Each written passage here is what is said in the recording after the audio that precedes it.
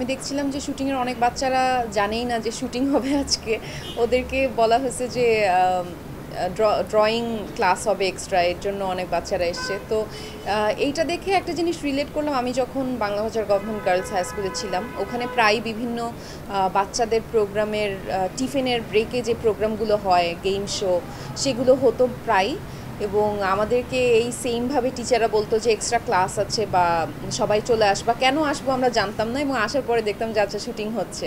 এবং তখন তো শুটিংয়ের ব্যাপারগুলো বুঝতাম না, খুবই একটু বিরক্তও লাগতো যে একই জিনিস বারবার করে করতে হচ্ছে। ক্লাস টাইম হয়তো স্কুল ছুটি হয়ে গেছে কিন্তু আমাদের ছাড়ছে না, যে কয়জন বাচ্চা ওখানে পার্টিসিপেট করেছে।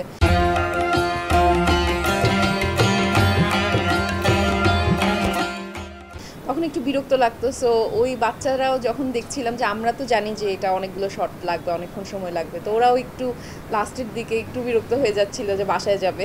তো ওই জায়গাটা রিলেট করছিল। এটার কারণ হচ্ছে নীলা ভাইয়া সবসময় আমাকে কাজের ক্ষেত্রে প্রত্যেকটা ক্যারেক্টার পোট্রে করার ওই স্পেসটা দেয়, এবং অনেক কিছু তার সঙ্গে ডিসকাস করে নিই আমরা শুটিংয়ের আগে বা অন সেট।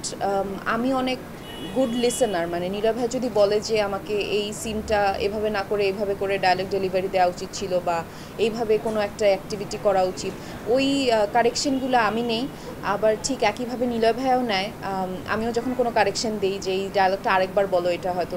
সো ওই আন্ডারস্ট্যান্ডিংটা আমাদের মধ্যে আছে দেখেই মানে আমরা বুঝি যে একজনের আদলে আরেকজন কী এক্সপ্রেশন দিবে। আর অনেক বছর ধরে কাজ করছি যেহেতু একটা আন্ডারস্ট্যান্ডিং আছে।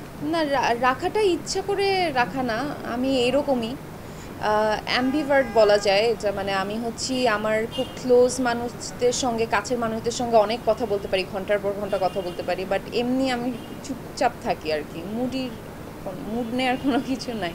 বাট কাজের ক্ষেত্রে এখন এই জিনিসটা আরেকটু ভালো হয়েছে, কারণ কাজের ক্ষেত্রে আমার তো প্রতিদিনই নতুন মানুষদের সঙ্গে ডিল করতে হচ্ছে, কথা বলতে হচ্ছে। সো এখন আরেকটু কমিউনিকেশন বেশি করতে পারি আগের থেকে।